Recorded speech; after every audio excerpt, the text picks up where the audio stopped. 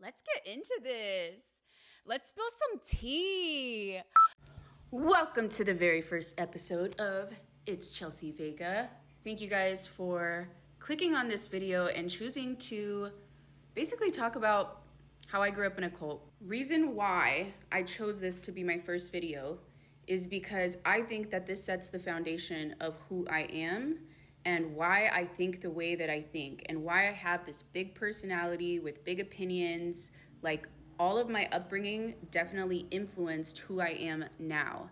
And so I felt that it was important for you guys to get to know me from an authentic place. I'm bringing you back to my childhood and what I talk about a lot in therapy, to be quite honest. This channel is going to be all about taboo topics, and for Jehovah's Witness audience, basically all of the things that we could not talk about before, I'm going to be exploring. So if you're interested in that, consider subscribing to this channel to support me and giving me a follow on Instagram. Quick disclaimer, I do not hate Jehovah's Witnesses, and so I want to put that out there. I have nothing against them. I just simply disagree with their beliefs. And I think that's okay because we don't all have to agree, but I do feel that it is important for me to share my experience because of the mental health impact that it had on me, and because I know a lot of people have been dealing with this. So I just want to put that out there because I don't want anybody saying that I have anything against them. I just simply don't agree with them. So in this video, we're going to be discussing what are Jehovah's Witnesses, what was it like to grow up as a Jehovah's Witness, what led me to leave, and then what life has been after leaving, and just kind of talk about like the effects that it has on mental health. So yeah, let's get into it. Okay, so starting off with what are the Jehovah's Witnesses?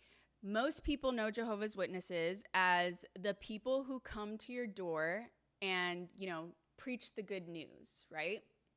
And that is like one aspect to it, but I'm going to give you guys a little bit more. So they are a Christian religion. They were founded in the United States, and they do believe in the Bible. They believe in God and Jesus. So they are, they're a Christian religion. It's like a branch of Christianity. One of the main things about their religion is they believe that we are all living in the last days. And what that means is that God is going to bring about Armageddon, which is like the destruction of this system of things. So like the reality that we live in at any moment now. So basically it's like a doomsday cult, you guys. Like they really believe that the end of the world is gonna happen at any moment. And they live their lives like that. 1 Peter 2:11 indicates that we should view ourselves as temporary residents who are just passing through this old system and headed for the real life in the new world. Okay, but like, why is this guy so creepy? Another like core belief that they have is that Jehovah's Witnesses are like God's chosen organization on earth. So they believe that they're right and everybody else is wrong. Like, how some religions are like, oh, at the end of the day, we all believe in God and we all believe in the same thing. No, not them. They see themselves as special. Like their core belief system is that if they've preached to you or they've like tried to convert you to a JW and you don't convert, then like you're gonna die in Armageddon. Okay, so these are gonna be like my little advertising breaks. But they're not always gonna be advertisements because first I need advertisers. So if you wanna advertise, hit your girl up. And now, enjoy the rest of it. They also feel like this is another core thing, that they need to remain separate from the world. So by the world, I mean like basically anybody who's not a Jehovah's Witness. They have this like very us versus them mentality. So it's very like black and white thinking. Like they really do feel like if you're not a Jehovah's Witness, then you're not, special, or in some instances like a good person. I feel like a lot of Jehovah's Witnesses might challenge me on this, but really like the way that they operate is like if you're not one of us, then you're part of the world. Christians do not hold themselves aloof from non-witnesses. We have normal contacts with neighbors, workmates, schoolmates, and others, and we witness to them, even if some of them are living immoral lives. We cannot avoid them completely. Ugh, what a shame we can't avoid those immoral, disgusting, worldly people completely. They have this belief system where if you sin or if you decide to like leave the organization or basically disagree with their doctrines, then they shun you. So, what is the very best thing we can do for those who are disfellowshipped? We already read it in 1 Corinthians 5:11. Stop keeping company with them, not even eating with them. Shunning is such a like psychologically manipulative tool that they employ to like really get you to either like return back to the religion or like keep their members sheltered from members who could possibly like get them to get out of the organization. Like this applies to family, you guys. So like if let's say you're a parent and your daughter gets disfellowshipped, like you can no longer talk to that daughter. Now our loyalty is on the line, not to the disfellowship person, but to God, who is watching to see whether we will abide by his command not to have contact with those who are disfellowshipped. Some of Jehovah's people may think this is too drastic, and that their keeping in contact with a disfellowshipped friend or relative is a kindness. But they could not be more wrong about that. Look at the way he frames it. Your loyalty to Jehovah is on the line. And what does Jehovah provide? Life or death. So are you picking your life or are you picking death pretty much by talking to this family member? I got involved with the Jehovah's Witnesses because I was like literally born into it. So my mom and dad are both Jehovah's Witnesses, and the vast majority of my family remain Jehovah's Witnesses. So yeah, from the time I was born until, like 2017, yeah, like that's what I believed in. Like I really believed in everything that I was taught. And if you think about it, like if from the time that you're born, you are told that the end of the world is coming at any moment now, and you have to live your life as a faithful, Jehovah's Witness, then it's really hard for you to question that. I want to get into like what it was like to be a kid as a Jehovah's Witness. And to sum it up, it sucks. Okay, we'll start off with the schedule that they have. When I was growing up, there was 3 meetings a week. So one was like a 2-hour meeting during the weekday. And then there was a book study, which is basically where you go to someone's house with a group of other Jehovah's Witnesses and you read a Jehovah's Witness publication together. And then you have another meeting during the weekend, so either Saturday or Sunday, that's another 2 hours long. And on top of that, you also have to go door knocking or preaching during the weekend. So that's typically when people do it because people are working, right? The other thing you have to keep in mind is when you go to the meetings, it is not enough to just go to the meetings. They have like a schedule of what they're going to talk about. And so you would like prepare for the meetings by reading the publications ahead of time and then showing up and you being prepared to like give your commentary on the information. So as a kid, can you freaking imagine like a 7-year-old on top of the fact that you're going like 4 times a week to Jehovah's Witness functions? Like you have to go to school every day and you have homework. Like that is so hard for a kid because it's so much to balance. And so you're like really fully like in it, You know how I mentioned that you have to remain separate from the world? So that applies when you go to school as a kid. As a kid and as an adult, you are not allowed to make friends with people at school or at work. And so even though you can hang out with them at school and you can talk to them because impossible not to, right? You were told that those people are not really your friends. So every single time I was invited to an after school activity with my friends, like, oh, come over to my house, I was not allowed to go. So I think that adds just kind of like another layer of you have to remain separate from the world. From a very young age, you just learn that you have to be different. And being different is so hard when, like you just want to fit in as a kid. And so another thing that Jehovah's Witnesses don't do is they don't celebrate holidays. So no birthdays, no Christmas, no Thanksgiving, no Halloween, no Valentine's Day. And so if you think about that, like if you're going to school and you're a kid, think about how that affects you, right? I remember like multiple times this happened, but like, let's say it was a kid's birthday and their parent comes in and they bring in a birthday cake. I would literally have to remove myself from class. I would literally have to like raise my hand and be like, I can't have any birthday cake. So you know what they would do? They would send me to the fucking nurse's office and I'd have to sit there and like twiddle my fingers for like an hour until I could return back to class. And the same thing would apply for like Halloween. Like, you know, when everybody would like pass out candy when you're in like elementary school. So I'd have to be like, sorry, I can't have any candy because I'm a Jehovah's Witness.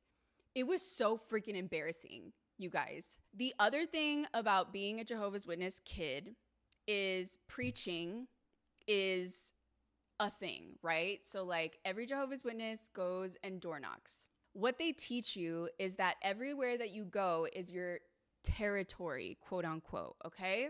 When you go to school, you have to see school as like your territory. So like, what are you doing to teach kids about God and Jehovah? And so here I am as a kid bringing the Bible to school like a weirdo and like bringing Jehovah's Witness publications and like basically trying to sell them. Like, you know how some kids like sell candy to like make some money and like hustle? Like I was bringing the Bible and Jehovah's Witness books and like basically like hustling and being like, hey, have you heard about Jehovah? Like you should read this book.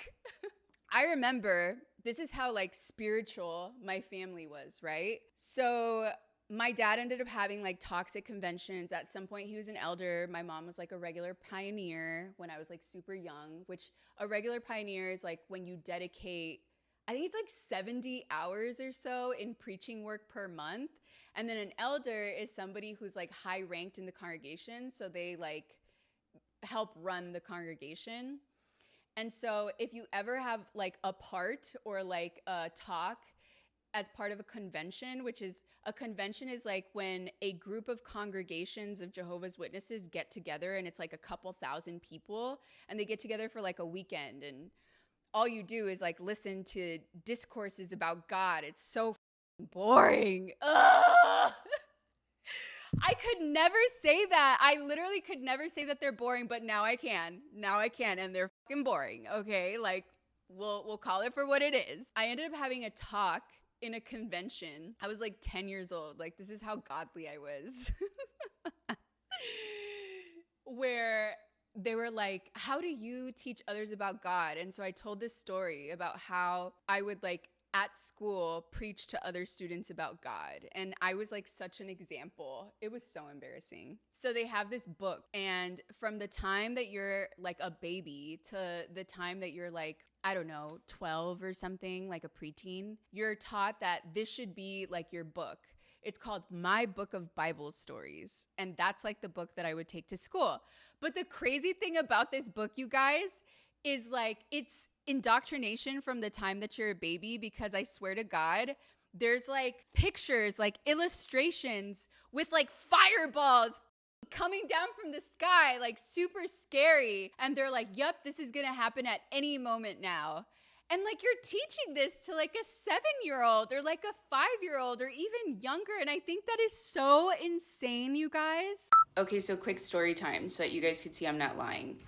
Fireballs just coming down from the sky in a children's book. This is the story of Lot. So Lot goes to this city called Sodom, and God is like, you know what? Sodom is evil. Like, they have some really bad people, so I'm going to destroy it. So he sends this angel down to talk to Lot. He's like, you need to get out of here because Jehovah's going to destroy Sodom. And so Lot and his daughters and his wife all leave the city. And so the angel is like helping them get out because it's getting fucking destroyed. And so on their way out, the angel's like, don't look back, don't look back. And Lot's wife looks back. And so she gets turned into this pillar of salt because her turning back and looking was like disobedient and showed a lack of trust in God, I guess. And I guess the lesson is right there at the bottom. It shows that God saves those who obey him, but those who do not obey him will lose their lives. So they're teaching this to kids. They're like, you better obey or else you're gonna lose your life. Cherry on top, there's an activity and you get to connect the dots and watch Lot's wife get turned into a pillar of salt. You're not allowed to like be part of school activities. For example, you can't join like soccer or basketball or any sort of extracurricular activity. You can't like run for class president, nothing like that, because like, why are you trying to spend extra time at school with worldly classmates? Yeah, so all of that is like prohibited. I never went to prom. I never went to a school dance because I wasn't allowed. Yeah, so it's like, it's very much like we need to keep you separate from the world. So I just feel like you grow up extremely sheltered. So yeah, I ended up getting baptized, which is when you dedicate your life to the religion and to Jehovah's Witnesses at around 12 years old. And I think that that's like a really big turning point is when you get baptized, because they see it as like super important for you to get baptized, because they think that the only way that you're going to be saved in Armageddon is if you get baptized and like dedicate your life to being a Jehovah's Witness. So yeah, I did that at 12 years old. Okay, the next chapter of my life, being a teenager as a Jehovah's Witness. I feel like I can't choose between whether being a kid as a Jehovah's Witness is worse or being a teenager, because they're both pretty bad. I mean, it fucking sucked to grow up as like a teenager. Yeah, and just so that you guys could believe me that I'm telling you the truth, this is what I was doing on April 18th, 2012. That means I was in high school. I was solving a Rubik's Cube. That is the turned up life of a JW teenager. And I used to be able to solve it in 2 minutes, just FYI. Okay, your teenage years are all about like exploring your style, understanding who you are, like your identity, like getting to know who you are as a person, right? And of course, that's not allowed as a Jehovah's Witness, because your identity is being a Jehovah's Witness. Like, that's what it is. Let's say, you know, you're becoming a teenager and you're like, oh, I really want to dye my hair pink or green or red or whatever. Like, you're trying to figure out your style. Not allowed. Like, it is not allowed. Like, you're not allowed to have green hair because that's a worldly hairstyle. Or like, I remember I really wanted to get my belly button pierced and my mom didn't let me because she said it was worldly. You can't even like, you know what? You can't even have like a third piercing or a second piercing even. Like, they have some weird rules, you guys. You can't wear a short skirt.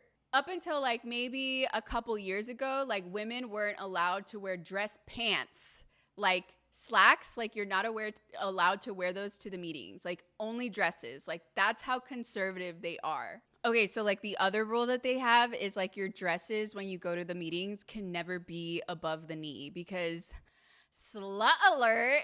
Dear sisters, please avoid short skirts or dresses above the knee, tight-fitting, revealing, low-cut, or otherwise immodest clothing. If you do not give thought to what you wear and how you groom, you will likely be influenced by the world's fashions. This applies not only when at meetings, but also during times that allow for more casual dress. But of course, I was always just like a tad bit rebellious. So, you know, just like a tad bit above the knee is what I tried to do. This is how much they control you. Up until a couple years ago, like men couldn't have beards. Like, you could have a mustache, like a beard fraction, but you could not have a beard. That is so crazy, because if you think about Jesus, a Middle Eastern man, you don't think that he had a beard? Okay, so back to being a teenager. All right, so let's say you're, as a teenager, trying to explore your entertainment and interests. So you're like learning what kind of music that you like to listen to.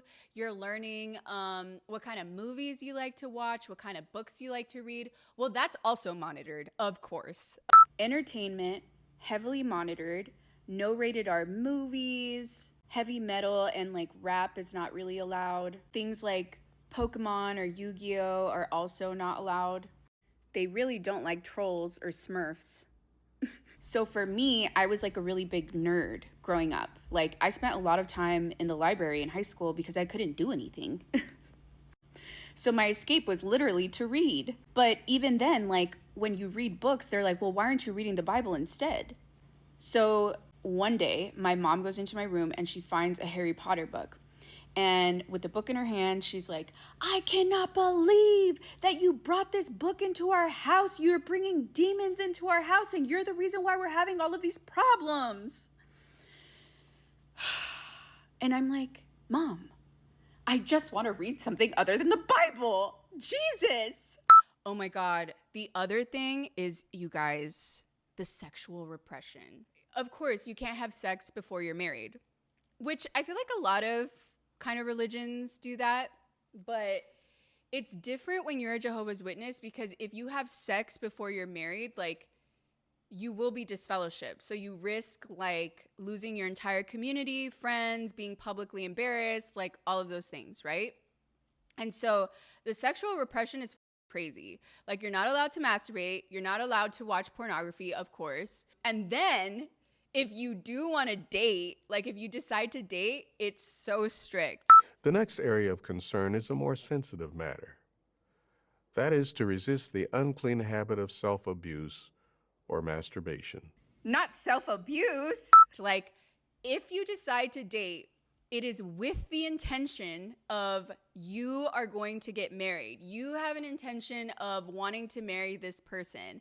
And so they take that real fucking seriously, you guys. Like it is not to be played with. And so a lot of Jehovah's Witnesses end up getting married like super young because they just want to have sex. So like I would say like they all get married in their early 20s, late teens. Like that is traditional Jehovah's Witness rules.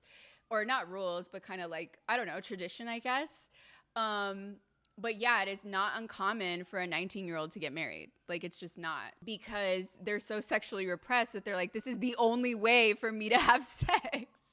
It's so sad. Oh my God. And it gets worse. It gets worse. Because when you decide to date, you're not allowed to ever be alone with that person. Because if you're alone with that person, then you're going to be inclined to want to do sexual things, and you're gonna want to be inclined to have sex. So you have to roll around with a chaperone everywhere you go. Like, how is that dating? Like, you're basically like in a friendship with someone. You can't even kiss the person. Like, the most you can get away with is probably a peck. Like, if you decide to make out with that person, like, they're gonna be like, oh my God, like, this is gonna lead to sex. You're sinning. And so there's people who will like confess that sin that they like made out or like touched each other. So you're just like always sexually repressed. It's so sad. They're just so prude, you guys. They're so prude. And because there's so many restrictions around sex, like I feel like they're so hyper focused on anything sexual. Sexuality is very controlled before marriage, obviously, as I've mentioned, but it is also controlled within a marriage context. And so schmoral and schmanal are not allowed even if you're married. So that gives you an idea of how much of your life they control. The other thing that's weird about being a JW as a teenager is, you know, that's like when you're in high school and a lot of people go to college. But guess what? Of course, you can't go to a university. That's like shameful. If you decide to go to a university, you're basically wasting 4 years of your life on higher education, improving your career path, improving like your earning abilities. But for what? If the end of the world is gonna happen tomorrow, then you're not showing your faith in God. You're not putting your trust in Him. And so why would you go and spend additional time at a university with, you know, worldly people trying to improve your earning potential when you could be dedicating your life to God and going and preaching and telling people to convert to being a JW? So yes, I did break the rules in this case, and there was consequences to that. I would say there was like soft shunning within the congregation, so people started seeing me as bad association because I decided to go to school. And then on top of that, I'm a woman. And so my highest aspiration as a Jehovah's Witness woman was to marry like a high-ranking Jehovah's Witness man. So like it's not to pursue a career. So it was perceived even more rebellious. Recently, though, I just want to add this for clarity. The JWs did decide to overturn their ruling on going to a university, which I find very interesting. I won't get into it much, but I do think it's money motivated because I think that it will allow Jehovah's Witnesses to have more disposable income, since for decades they've been telling JWs not to go to a university or to advance their careers. And so I think that's the motivation, but it is still very interesting, and I wanted to add this just for accuracy. If you think about what a higher education provides you, I think it really provides you with like really good analytical skills. Like it teaches you how to critically think about ideas and concepts. And I don't think that they want critical thinkers, you guys. I think they want sheep.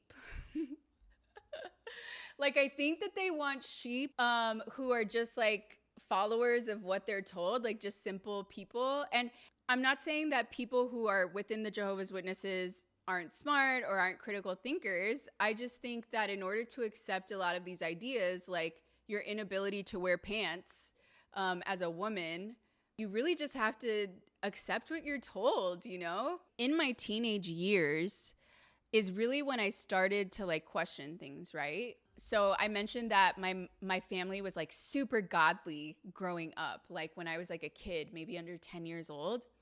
But as I became a teenager and through my teenage years, my dad ended up getting disfellowshipped and so did my mom. And so that was like such a huge change in my life. We went from basically being invited to like all the social events, because the way Jehovah's Witnesses work is like they almost have like this hierarchy. And the more godly that you are, the more dedicated you are to the religion, then they apply like these ranks for men. And so my dad was like highly ranked, like he was an elder. So he was like a leader in the congregation. When he got disfellowshipped, we immediately felt the impact as the family. Like we stopped being invited to like all of the social events, all the celebrations. Less people wanted to hang out with us. And I remember as a kid, I was like, man, I'm not the one that got disfellowshipped, but as soon as my dad does, like people start treating us different. That's so weird that their love was conditional on how high ranked we were within the congregation, you know? And so the same thing happened when my mom got disfellowshipped. But by the time she did, I was kind of already like waking up to the fact that there was just a lot of things that didn't sit well with me. I don't know. I just started seeing like a lot of hypocrisy in people's behaviors. But ultimately, what led me to really start questioning was when I was 18, because that's usually when you can start dating. I started dating my first boyfriend and we ended up getting married. What? Yeah, this isn't my first rodeo, you guys. So yeah, I ended up getting married to my first boyfriend. We obviously like moved out, and it was the first time that I was away from my parents. For the first time ever, I had a choice of whether I wanted to go to the meetings or to church or not. And so I was in college at the time, and I remember that I was sitting in a geology class. It's time to get excited about science, okay? Because I'm gonna tell you the story of how I woke up, pretty much, like the moment that changed my life. So ASU has this like space theater, it's called Marston Exploration Theater, where they give like 3D presentations of space. I came across this presentation because in my geology class, they had a guest speaker, and it was this astronomy professor. Okay, so you have to imagine this as if it's like a pitch black room and you're wearing 3D glasses. So it's like you're in space. And one of the first things that you see is like they show you the Earth and all of the satellites that like orbit it. And then you zoom out a little bit, so they kind of fly you through space, and you see like the sun, the Earth, and the moon. And you're like, wow, we got a little bit further. And then they show you our solar system, and you keep seeing us get smaller and smaller. And then they zoom out even more, and you're just like in space, because our sun is one of many suns. Like it's just one star, and it's not even that impressive. And so they're showing you like just how many stars they are. And each of these stars has planets that are like orbiting it. And so then they finally zoom out to our Milky Way galaxy, and that's like the group of stars and what it looks like from, this perspective. And you're just like, where did we go? We disappeared. But that's not even like everything we know. So these are photos of, galaxies right next to each other. And then they zoom out even more and they're like, and there's billions and billions and trillions of galaxies. And then they finally get to this guy, which is called the cosmic microwave background, which is like the edge of the universe. And this is as far as we can see. And by the time that you get here, honestly, like, we're so insignificant. And I'm just like, I don't know. I just had this realization of, and they're concerned about whether I have pink hair or not, or whether I wear a short skirt. And then I was just like, oh my God, I feel like I've been lied to my whole life. And then I don't know what it was, but like the critical thinking just like started setting in, and there was just like no coming back from this. And so I remember coming home to my ex at the time, and I remember telling him about it. And I remember telling him like, hey, I'm having some doubts about our beliefs. Like, I don't know. I just feel like, why do we think that we're right? And here's the thing. There's always like a caveat to this, because this is, again, why I feel like it's a cult, because they just have these tactics to really control you. And so one of the tactics that they do is information control.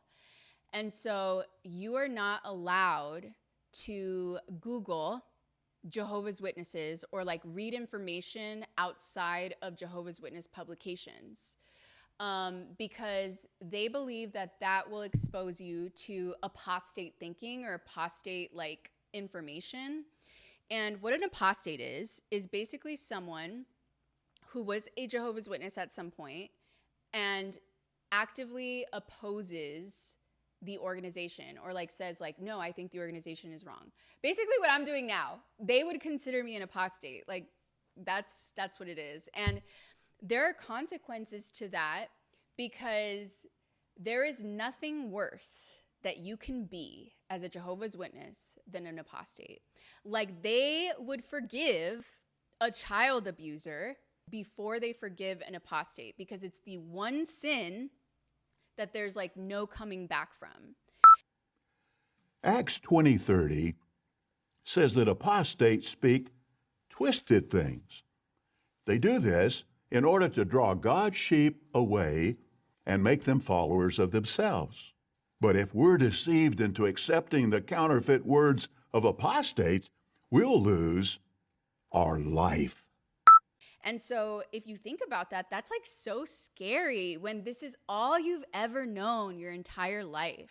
Like, it's so scary to question your beliefs, because in your brain, you are like doubting, your belief system. And that's a dangerous thing to do, because your life is threatened. Like, as soon as you start having these thoughts of like, man, I'm not sure if I really believe this religion, now you're actively sinning in your mind. And so they think like God is reading your thoughts, and God is going to judge you for these thoughts that you have where you're not being faithful to what you've been taught your whole life.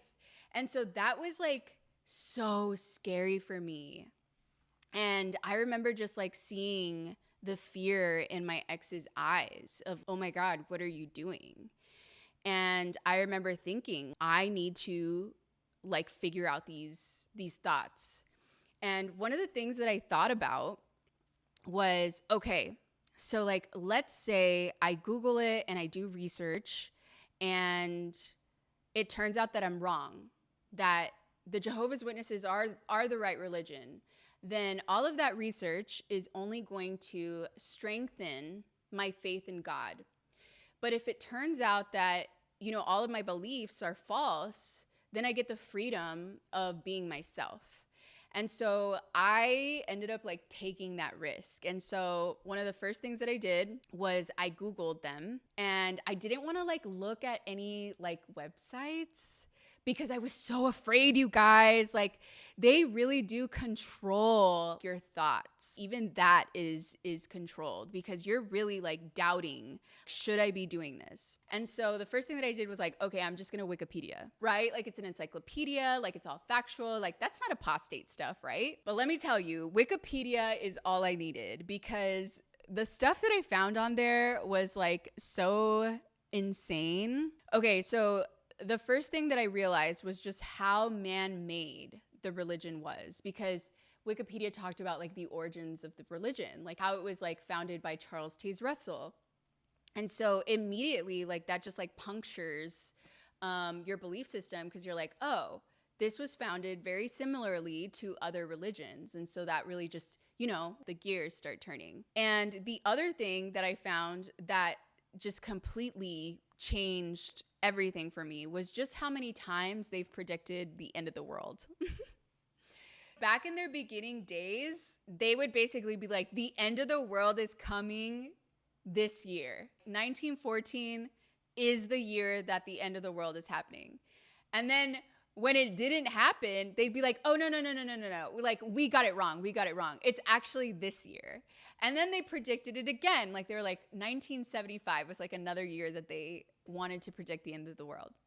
But then when it didn't happen, they were like, oh my God, we're wrong, right? Like, we just keep being wrong.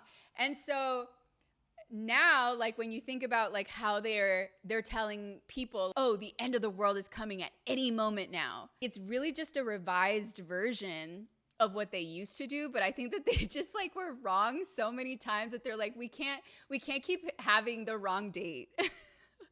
So we're just going to scare people into thinking that it's going to happen at like any moment now. The other crazy thing that I read that I was just like, there's no coming back from this is, okay, so during the Great Depression, you guys, the Great Depression in the United States, when people are losing their jobs, they're going hungry, like shit is hitting the fan in the United States, okay? The leader of the Jehovah's Witness at the time, his name is Joseph Rutherford, okay? He's like, the end of the world is coming. Of course. No surprise there. But he's like, the end of the world is coming. And part of what God's going to do as Armageddon hits is he's going to resurrect old Bible prophets. So like Moses and Abraham and Noah and whatever. And of course, they're going to need somewhere to stay. So this guy buys a mansion in San Diego. And he's like, I'm buying the mansion because Noah and Abraham and Moses are going to need somewhere to stay. That is so crazy. Like, people are starving and losing their jobs. And Joseph Rutherford is buying a mansion in San Diego. I'm sorry, but I don't believe it. I don't buy it. Like, I don't. And later, like a few years later, he quietly like sells it off. But this is a public record. And so for anybody doubting me, you go ahead and Google Beth Sarim. It is a real thing. And like, please explain to me. I don't know, like rationalize that for me. Like, there's no going back. I remember I started telling my ex all of the things that I was learning, and he was so scared, you guys. Oh, pobrecito, poor him. He was just looking at me really scared, and I just remember thinking like, this isn't gonna work. On top of the fact that we were going through shit, and I think we realized that we were just like really young when we got married, and we felt super pressured because everybody was like, when are you guys gonna get married? Like, you guys have been dating for a long time. You guys are risking sinning, blah, blah, blah. We realized that we got married out of being pressured and not really because we wanted to get married. I mean, he was like my first boyfriend. And on top of that, can you imagine? I'm over here Googling things I shouldn't be Googling, and he still believes. And so he's looking at me like I'm the devil, because you have to think, apostates to them are literally the worst thing you can be. And so I remember it was just like, how am I ever going to make this work anyway?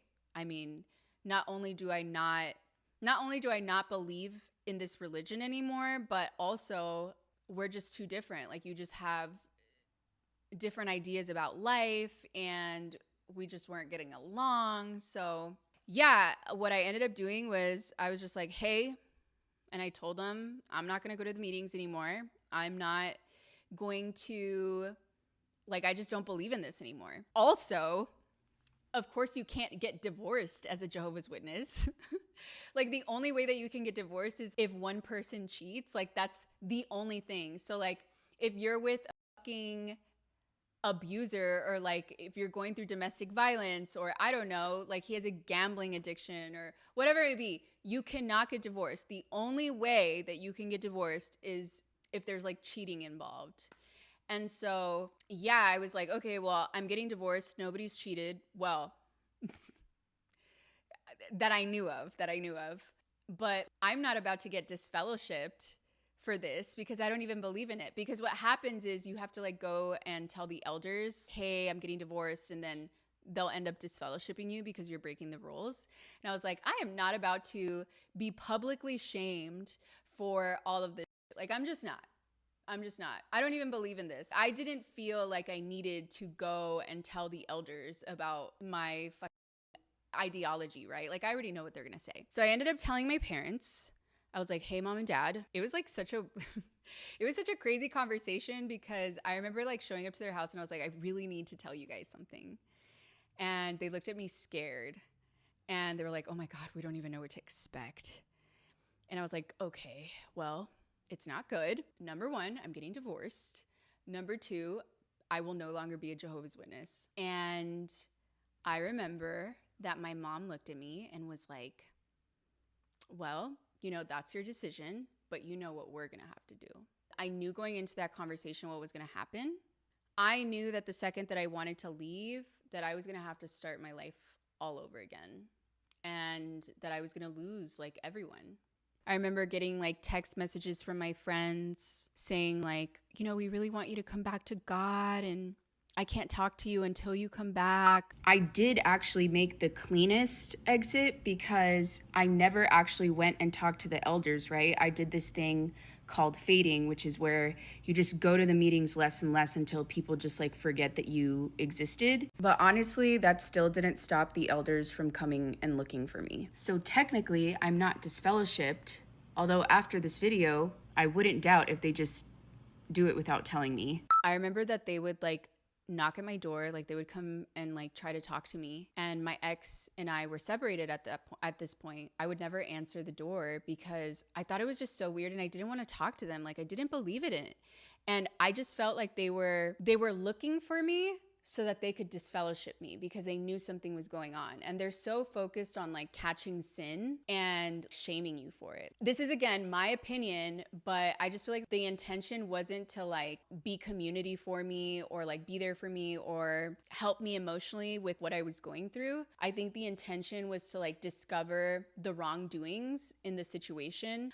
So one of the things that I had to process when I left the organization and I didn't have anybody was I had to literally, this is going to sound really bad, but I just want to like showcase how psychologically destructive this is. So I like literally pretended like everyone died in my family. Like, I was like, okay, everybody died. And that's like how I processed losing like my cousins and my uncles, because like my family was really big. My mom has 10 brothers and sisters, and we're Mexican, so everybody's got kids, and it's like a really big family. So like in my head, I had to be like, I guess they're all dead. And that sounds really bad, but I mean, it just goes to showcase like how sad this sort of moment could be. The other thing that I had to process was just like really forgiving my parents for like abandoning me.